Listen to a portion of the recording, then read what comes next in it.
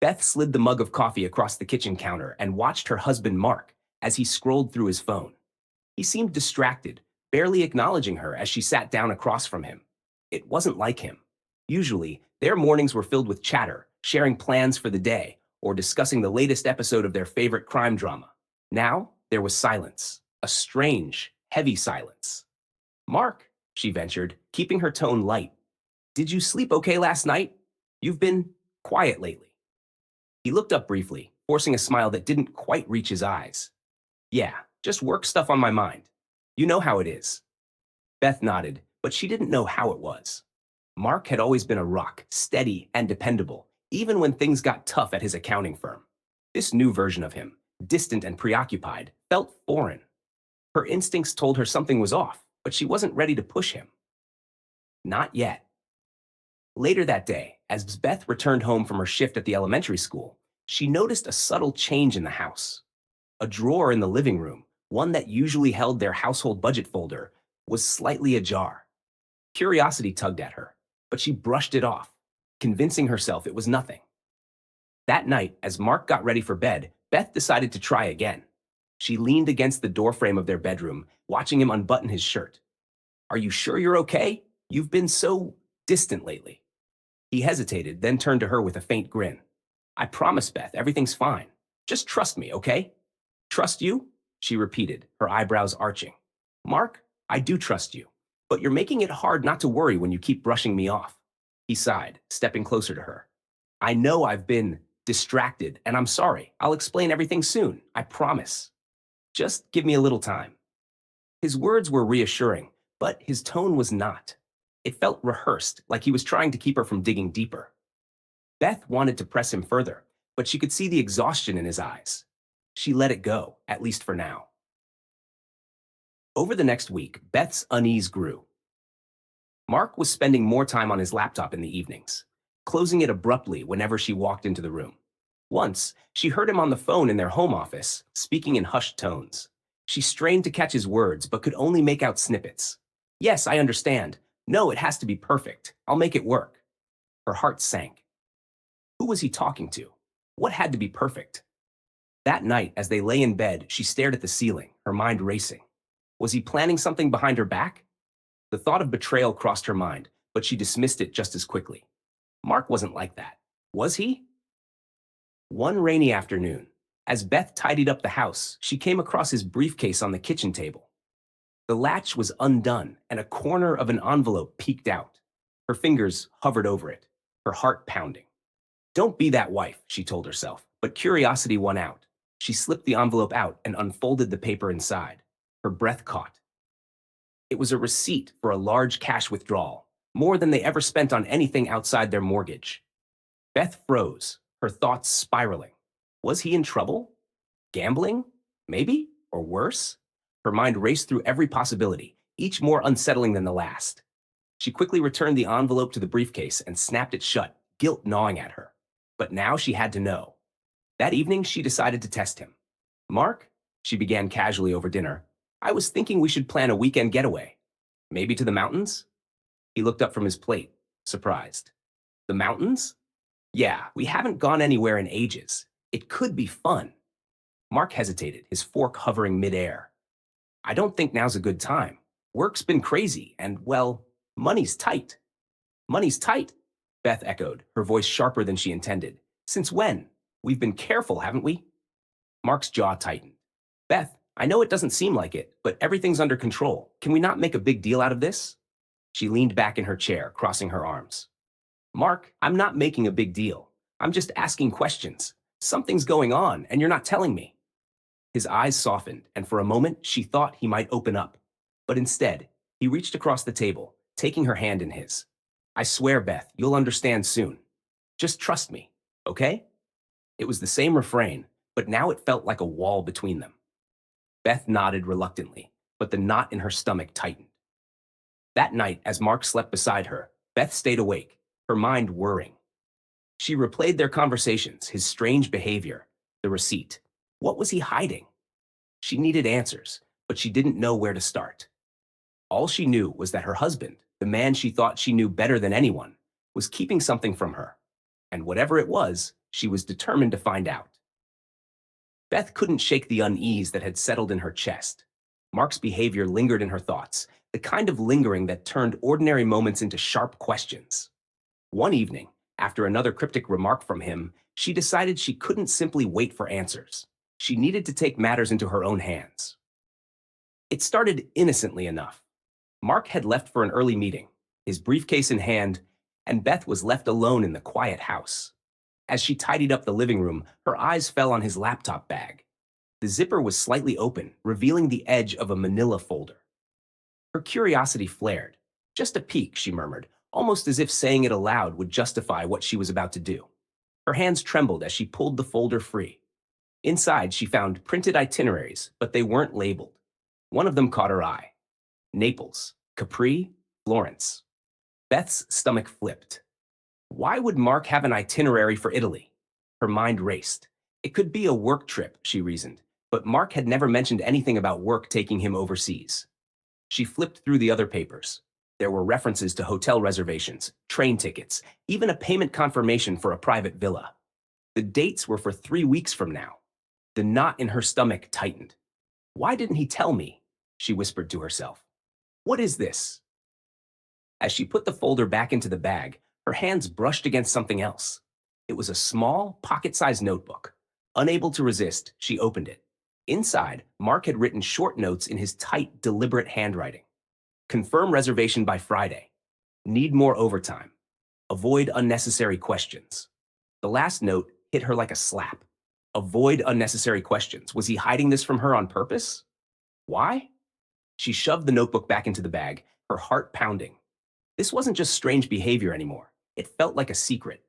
And secrets in a marriage never led anywhere good. When Mark returned that evening, Beth was waiting for him at the dinner table. She had cooked his favorite, spaghetti carbonara, but her expression was far from welcoming. Hey, he said cautiously, hanging his jacket by the door. What's all this? Did I forget an anniversary or something? Beth forced a smile, gesturing for him to sit. No, I just thought we could have a nice dinner. You've been working so hard lately. Mark looked relieved, taking his seat across from her. He twirled the pasta onto his fork, but before he could take a bite, Beth spoke. Mark, she said, her voice steady, why haven't you mentioned anything about Italy? The fork froze midair. His eyes snapped up to meet hers, wide with surprise. What are you talking about? I found the itinerary, she admitted, folding her hands on the table. The villa, the tickets, what's going on?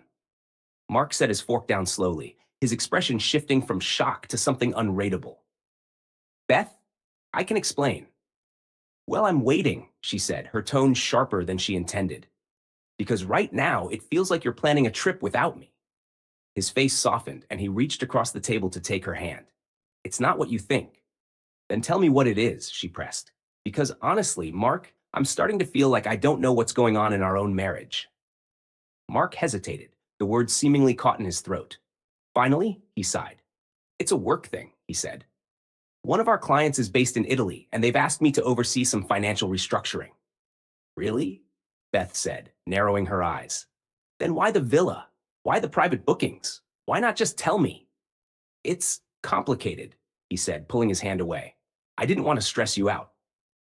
Mark, I'm your wife, she said, her voice breaking. Do you think hiding things from me is less stressful? That night, Beth lay awake in bed, staring at the ceiling. Mark's explanation didn't sit right with her. He wasn't lying, at least not entirely, but he wasn't telling the whole truth either, and that half-truth gnawed at her. When she heard Mark's soft snores beside her, she slipped out of bed and padded quietly into the living room. His laptop bag was where he'd left it, leaning against the couch. She hesitated for only a moment before opening it again. This time, she searched every pocket, every zipper, every hidden compartment. In one of the side pockets, she found a slip of paper folded neatly. It was a receipt dated 2 weeks ago for a jewelry store. The item purchased wasn't listed, only the price, a hefty sum. Beth stared at it, her mind spinning. Is he buying someone else's jewelry? She thought, a pang of jealousy cutting through her. But then another thought surfaced, one that made her heart ache. What if it's for me? What if I'm ruining a surprise? She stuffed the receipt back into the bag, her emotions churning. She wanted to trust Mark. She wanted to believe that he was planning something wonderful. But the secrecy, the half-truths, the evasions, they all painted a different picture. The next day, Beth decided to dig deeper. While Mark was at work, she called the jewelry store listed on the receipt. "Hi," she said, trying to keep her voice calm. "I'm calling about a purchase made recently. I lost the details and wanted to confirm the order." The saleswoman on the other end was polite but firm. "I'm sorry, ma'am, but we can't share customer information without authorization." Beth sighed, frustration mounting. "It's for my husband. I think he ordered something for me, and I'm trying to figure out if I need to prepare for anything special." The woman hesitated, then softened. "Well, I can tell you it's a beautiful piece, a custom design. You're very lucky." Beth's heart skipped a beat. A custom design? For her? The relief was immediate, but it was quickly followed by guilt. If Mark was planning something special, she had just spoiled part of the surprise. But why all the secrecy? When Mark came home that evening, Beth watched him closely, trying to piece together the man she thought she knew with the man who was keeping secrets. He kissed her on the cheek, asked about her day, and settled into the couch with a newspaper, just like always. But Beth couldn't shake the feeling that there was more to the story, more than he was letting on. And as much as she wanted to believe that his secret was something beautiful, something meant to make her happy, a small voice in the back of her mind whispered otherwise. What if it wasn't? Beth decided then and there. She wasn't going to sit idly by and wait for answers. If Mark had secrets, she would uncover them. And she wasn't sure she'd like what she found. Beth stared at the coffee in her mug, its dark surface reflecting her furrowed brow. It was her third cup of the morning, and still, her thoughts buzzed like static. The receipt for the jewelry, the hidden itinerary, every clue Mark had left behind painted a picture. But the final image remained unclear. Was he hiding a beautiful surprise? Or something far worse? She decided she couldn't carry this weight alone any longer. Picking up her phone, she dialed her best friend, Lauren. "Hey, you busy?" Beth asked, trying to keep her voice steady. "Not too busy for you," Lauren replied cheerfully. "What's up? Can you come over? I need advice." Lauren heard the tension in Beth's voice and didn't hesitate. "I'll be there in 20." When Lauren arrived, Beth wasted no time laying it all out. The strange behavior, the hidden folder, the receipt from the jewelry store, and the half-hearted excuses. Lauren listened intently, her face alternating between curiosity and concern. "So, let me get this straight," Lauren said, leaning back on the couch. "Mark has been acting cagey, hiding things like trip to Italy and expensive jewelry. And you're not sure if he's planning something romantic or something sketchy?" Beth nodded, wringing her hands. "Exactly. I don't know what to think anymore. Part of me feels like I'm being paranoid, but the other part—" She trailed off, her voice cracking. Lauren leaned forward, her tone firm. "Beth, you're not crazy. This is weird. But jumping to conclusions won't help. You need to talk to him. Really talk to him."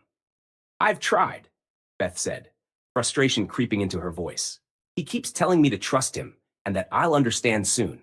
But how can I trust him when he's hiding so much?" Lauren sighed, placing a comforting hand on Beth's arm. "Then you need to force his hand. If he won't tell you willingly, maybe it's time you make him." That evening, Beth decided to take Lauren's advice. When Mark walked through the door, she was waiting for him in the living room. Her arms were crossed, her expression resolute. "Hey," Mark said cautiously, sensing the tension. "What's going on?" "We need to talk," Beth said, her voice firm. Mark froze, his keys still in his hand. "Okay. About what?" Beth took a deep breath, her heart pounding. "About Italy. About the jewelry. About whatever it is you're not telling me." Mark's face went pale. He set his keys down slowly and sat on the arm of the couch, avoiding her gaze. "Beth, I told you." "No," she interrupted, her voice sharper than she intended. "You've told me to trust you, to wait, to not ask questions. But that's not how a marriage works, Mark. I deserve to know what's going on." He ran a hand through his hair, looking more stressed than she'd ever seen him. "You're right," he admitted. "You deserve to know. I didn't want to ruin the surprise." Beth's stomach clenched. "What surprise?" Mark hesitated, then pulled his wallet from his pocket. From it, he retrieved a small, folded piece of paper. He handed it to her silently. Beth unfolded the paper, her eyes scanning the words. It was a confirmation for a private dinner reservation at a high-end Italian restaurant, right in their hometown. The date was for that weekend. "I've been planning a special night for us," Mark said quietly. "It's not just dinner. I was going to give you the tickets then. For Italy. I've been saving for months, working extra hours, cutting corners. It was supposed to be a surprise, Beth." Her heart lurched. She felt equal parts relief and guilt. Relief that he wasn't hiding anything terrible. Guilt for snooping and doubting him. But something still didn't sit right. "Then what about the jewelry receipt?" she pressed. Mark's expression softened. "That's part of the surprise, too. I had a custom bracelet made for you. Something to mark the trip." Beth's shoulders sagged, the tension leaving her body. She sat down beside him, taking his hand. "Mark, I'm sorry. I should have trusted you. But the secrecy, it made me think the worst." He kissed her forehead. "I know, and I'm sorry for being so secretive. I just wanted everything to be perfect." For a moment, the air between them felt lighter. But as Beth looked into Mark's eyes, she noticed something. A flicker of hesitation, like he wasn't telling her everything. "Is there anything else I should know?" she asked softly. Mark shook his head, but his response came a beat too late. "No, that's it." Beth nodded, though her instincts told her otherwise. She decided to let it go for now. The weekend arrived, and Mark took Beth to the Italian restaurant as promised. It was an elegant, candlelit setting, with soft music playing in the background. Over dinner, he presented her with the bracelet, a delicate piece adorned with charms representing famous Italian landmarks. "It's beautiful," Beth whispered, tears brimming in her eyes. "Thank you, Mark, for all of this." Mark smiled, his earlier tension seemingly gone. "You deserve it." As they sipped wine and talked about their upcoming trip, Beth felt her doubts fading. But just as they were finishing dessert, she noticed a man sitting alone at a nearby table. He wasn't eating, wasn't talking to anyone, just watching. Watching them. "Mark," Beth said, leaning closer. "Do you know that man?" Mark glanced over his shoulder, his brow furrowing. "No. Why?" "He's been staring at us all night," she whispered. Mark's expression darkened. He reached for the check and stood abruptly. "Let's go." As they left the restaurant, Beth couldn't shake the feeling that something was wrong. Mark's sudden urgency, the way he avoided her questions about the man, it all felt too familiar, like the secrecy she thought they'd moved past. "Mark," she said as they walked to the car, "what's going on?" "Nothing," he said quickly. Too quickly. Beth stopped, grabbing his arm. "Don't lie to me." Mark sighed, rubbing the back of his neck. "Beth, it's nothing to worry about. Just someone from work. Let's forget about it and focus on the trip, okay?" But Beth couldn't forget. As they drove home in silence, her mind raced with questions. Who was the man? Why was he watching them? And why did Mark seem so nervous? That night, as Mark slept beside her, Beth lay awake, staring at the ceiling. The trip to Italy was supposed to be a dream come true, but now it felt like the beginning of a mystery she couldn't unravel. And as much as she wanted to trust Mark, she couldn't shake the feeling that their story was far from over. Beth tried to push the strange encounter at the restaurant out of her mind, but the man's face haunted her. His sharp features, the way his eyes had locked on them, and the unease in Mark's reaction. It all replayed in her thoughts like a loop she couldn't escape. She had questions, and Mark's unwillingness to answer only fueled her suspicion. 2 days later, as Beth packed for their trip to Italy, she found herself going through Mark's suitcase, pretending to help but really searching for answers. He had left for a quick trip to the office, giving her just enough time to snoop. She found the usual, neatly folded shirts, a travel guide, and toiletries. But tucked inside the inner lining of the suitcase, she found something unexpected, a photograph. Beth froze as she examined it. The image was old, faded at the edges, and featured a younger Mark standing beside another man. The man in the photo was the same one who had been watching them at the restaurant. Her heart raced as questions flooded her mind. Who is he? Why hasn't Mark mentioned him? And why was he watching us? She slipped the photo into her pocket, determined to confront Mark later. That evening, as Mark returned home, Beth tried to keep her tone casual. "How was work?" "Busy," he replied, loosening his tie. "But everything's squared away for the trip." Beth nodded, studying him carefully. "Mark, can I ask you something?" "Of course," he said, his tone easy but guarded. She pulled the photograph from her pocket and placed it on the table between them. Who is this? Mark's expression shifted instantly. His jaw tightened, and the color drained from his face. Where did you find that? In your suitcase, Beth admitted. Why are you hiding it? And why was this man watching us at the restaurant? Mark's eyes darted away, his hands gripping the back of a chair. Beth, I can explain. I'm waiting, she said, crossing her arms. He exhaled sharply, running a hand through his hair. His name is Daniel. He's someone I used to know. We worked together years ago. And why is he following us now? Beth pressed. Mark, you're scaring me. Mark hesitated, then finally met her gaze. Because I owe him. Beth blinked, her heart sinking. Owe him what? Mark pulled out a chair and sat down, rubbing his temples. It's complicated. When we first got married, I made some bad financial decisions. Daniel helped me out, loaned me money when no one else would. But it came with strings attached. What kind of strings? Beth asked, her voice rising. The kind I thought I'd cut years ago, Mark admitted. But now he's back, and he wants something. Beth stared at him, her mind spinning. Does this have anything to do with Italy? Mark's silence was answer enough. The tension between them hung thick as they boarded the plane the next morning. Mark had reassured Beth that everything was under control, but his vague explanations only deepened her doubts. The flight was long, and though they sat side by side, the distance between them felt insurmountable. When they landed in Rome, Beth tried to focus on the excitement of being in Italy, a place she had dreamed of for so long. The cobblestone streets, the warm Mediterranean air, and the hum of a foreign language, it was all intoxicating. But the shadow of Daniel loomed over her, casting doubt on every moment of joy. Their first evening in Rome, Mark suggested they visit a small cafe near their hotel.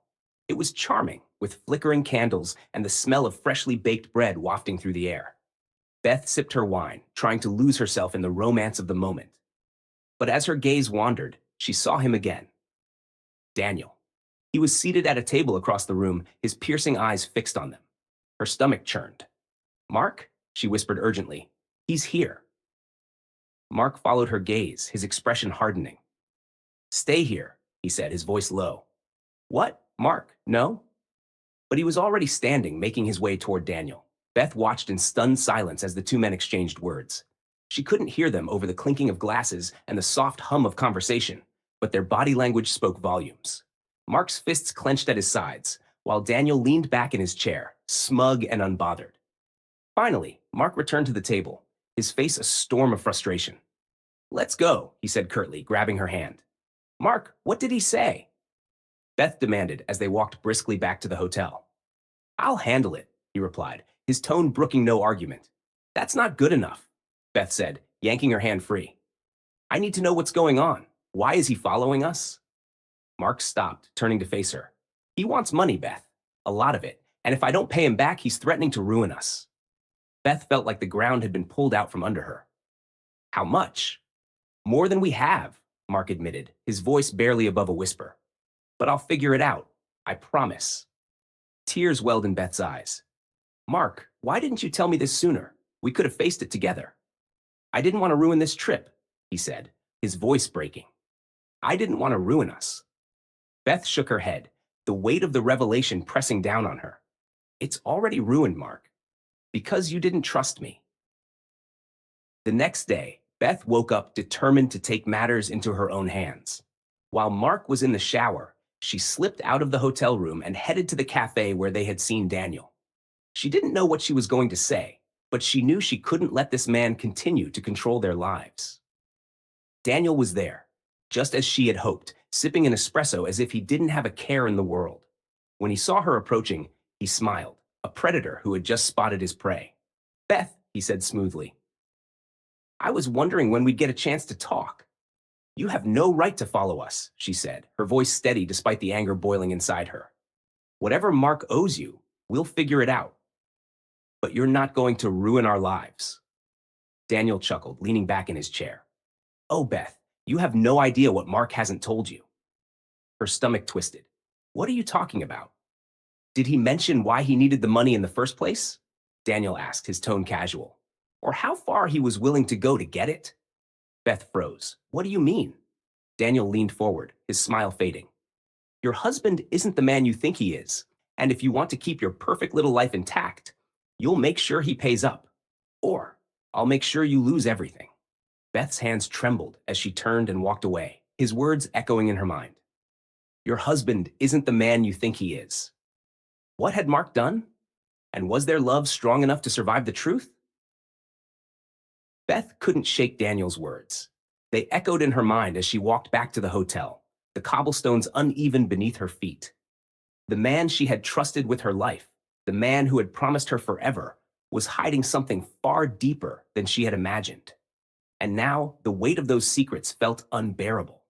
When she stepped into the hotel room, Mark was sitting on the edge of the bed, his hands clasped together, his face etched with worry.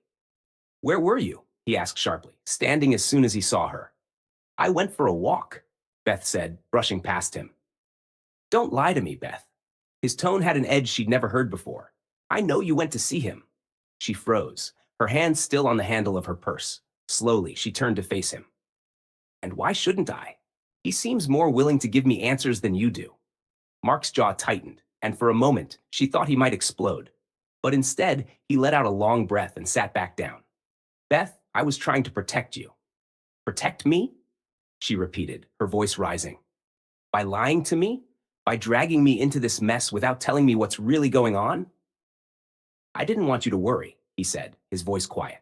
Well, too late for that. She crossed her arms, standing firm. Daniel said there's more to this than you're telling me. What aren't you saying, Mark? What did you do? Mark rubbed his hands over his face, his shoulders slumping. Fine. You want the whole truth? Here it is. He began to explain, his voice heavy with guilt. Years ago, early in their marriage, Mark had gotten in over his head with a risky investment. A friend had convinced him it was a sure thing, an opportunity to double their savings in just a few months. Mark, desperate to provide a better life for Beth, had taken the plunge. But the investment had crumbled, and he had lost everything.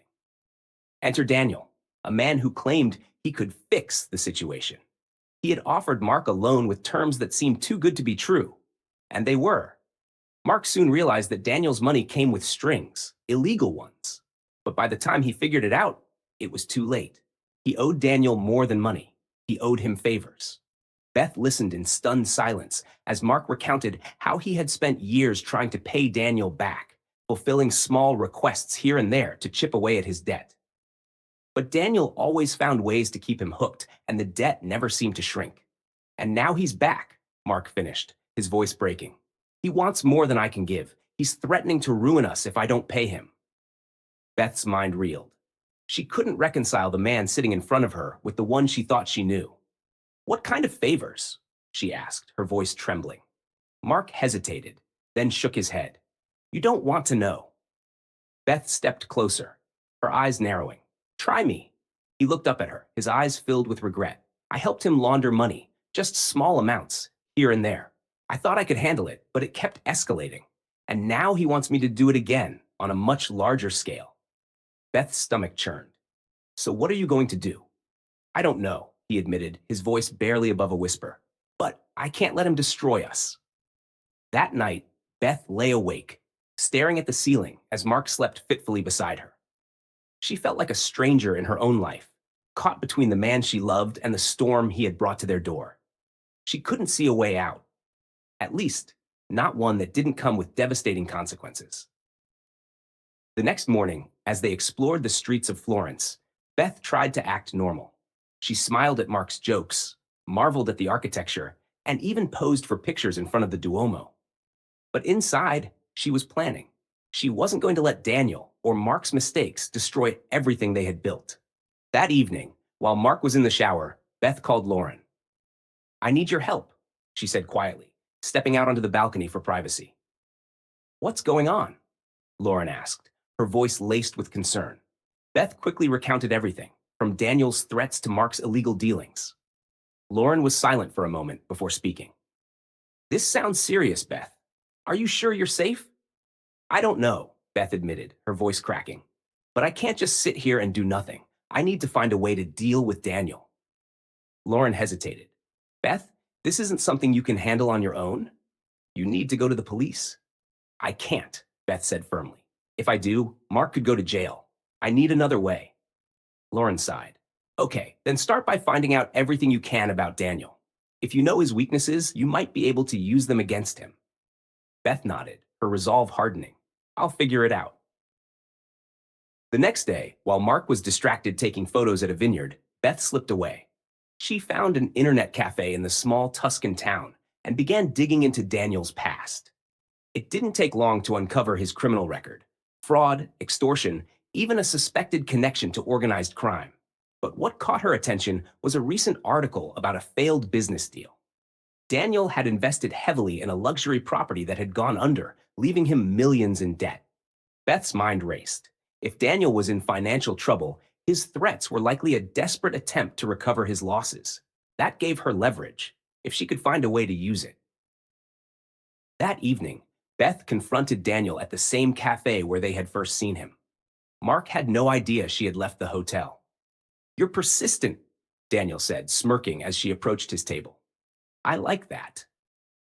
Cut the crap, Beth snapped, sitting across from him.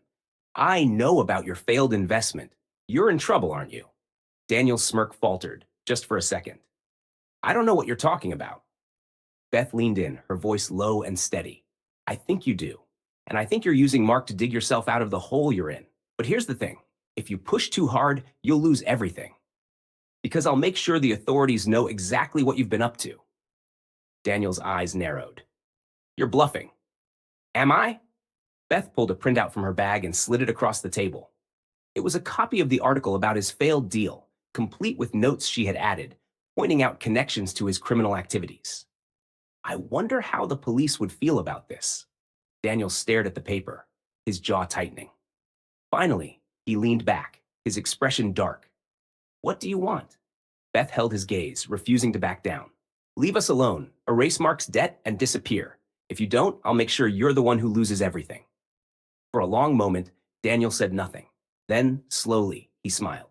You've got guts, I'll give you that. Fine, I'll back off, for now. But if you ever cross me again, Beth, you won't like the outcome. Beth stood, her heart pounding. Stay away from us.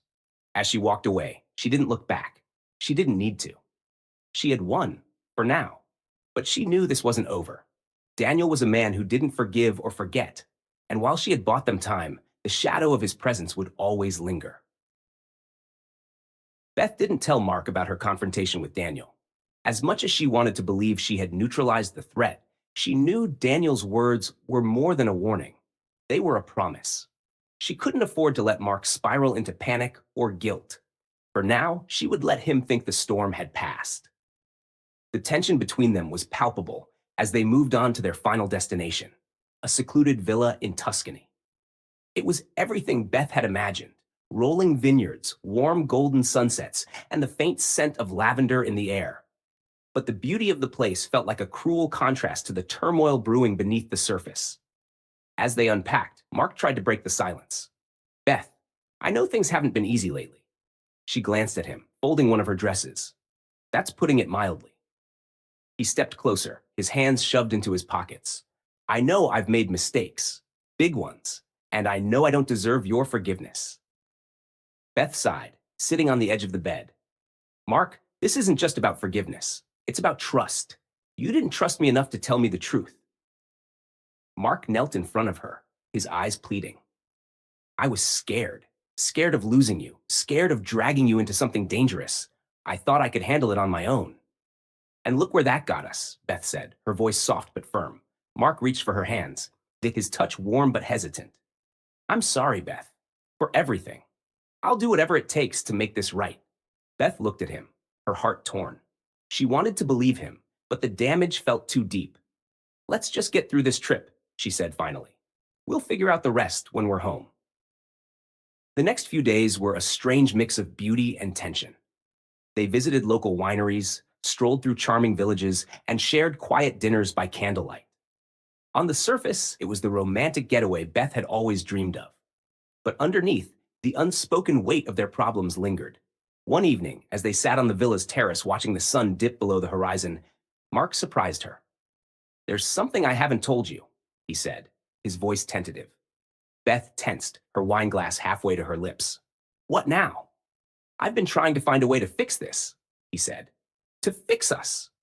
Her brow furrowed. What are you talking about? Mark took a deep breath.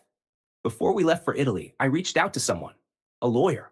I wanted to see if there was a way to sever ties with Daniel permanently, legally.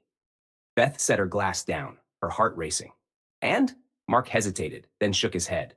It's complicated. Daniel's careful. There's no paper trail, no proof of his threats, but the lawyer had an idea. Beth leaned forward, her voice sharp. Kind of idea? He said the only way to take down someone like Daniel is to catch him in the act. Record him admitting to his crimes, his threats, everything. Beth's stomach dropped. You want to bait him? Mark nodded. It's risky, I know, but it might be the only way to free ourselves from him for good. Beth stared at him, her emotions warring. Part of her admired his determination to take action, but the thought of putting themselves in danger made her blood run cold. Mark, this is insane, she said. What if it backfires? What if he finds out and comes after us? I'll handle it, Mark said, his voice firm. You won't be involved. Beth shook her head. You can't do this alone. Look where doing things alone has gotten us. Mark reached for her hand. Beth, I can't keep dragging you into this mess. I have to fix it. For us. Beth pulled her hand away, her heart aching. Mark, we're already in this mess. Whether you like it or not, we're in it together. The next day, Beth convinced Mark to let her help. They spent hours devising a plan, carefully scripting what Mark would say to Daniel. They decided to meet him in a crowded cafe in Florence, where they would be less likely to attract attention. When the day came, Beth's nerves were frayed. She sat at a table near the back of the cafe, pretending to read a book while Mark waited for Daniel to arrive. A small recording device was hidden in Mark's pocket, its red light blinking faintly. Daniel arrived 15 minutes late, his confident swagger as unnerving as ever. He slid into the seat across from Mark, his sharp eyes scanning the room before settling on him. Mark, Daniel said smoothly, to what do I owe the pleasure? Mark forced a tight smile. We need to talk. Beth strained to hear their conversation, her pulse pounding in her ears. Mark kept his tone calm, steering the discussion toward Daniel's threats and the debt. For a moment, it seemed like the plan was working. Daniel leaned in, his voice dropping to a low, menacing tone. You think you can outsmart me? He said. You still owe me, Mark, and if you don't pay up, I'll make sure you regret it. Beth's breath caught. She glanced at the recording device in Mark's pocket, praying it was picking up every word. But then, Daniel's gaze shifted. He looked past Mark, his eyes locking onto Beth. A slow, predatory smile spread across his face. Well, well, he said, leaning back in his chair. Looks like someone brought back up. Mark stiffened, his eyes flicking toward Beth. She has nothing to do with this. Daniel chuckled. Oh, but she does now. Beth's heart raced as Daniel stood, his towering presence more imposing than ever. He walked over to her table, his smile never faltering. Beth, he said smoothly, I hope you're enjoying your trip. Tuscany is beautiful, isn't it? She forced herself to meet his gaze, refusing to let him see her fear. It is. Daniel leaned closer, his voice dropping to a whisper. You're brave, I'll give you that. But let me give you some advice. Stay out of this, or you won't like what happens next. Beth's hands trembled as he straightened and walked away, leaving her and Mark in stunned silence. That evening, back at the villa, Beth and Mark sat in the dimly lit kitchen, the weight of their failure crushing them. He knows, Mark said, his voice hollow. He knows what we were trying to do. Beth nodded, her throat tight. So what now? Mark ran a hand through his hair, his frustration boiling over. I don't know, Beth. I don't know how to fix this. Beth for his hand, her grip firm. We'll figure it out. Together. For the first time in days, Mark looked at her, his eyes filled with a glimmer of hope. You really believe that? I have to, she said, her voice steady, because the only way we'll get through this is if we stand together. As they held each other that night, Beth knew their fight with Daniel was far from over. But for the first time in a long time, she felt a spark of strength, a belief that they could face whatever came next, together.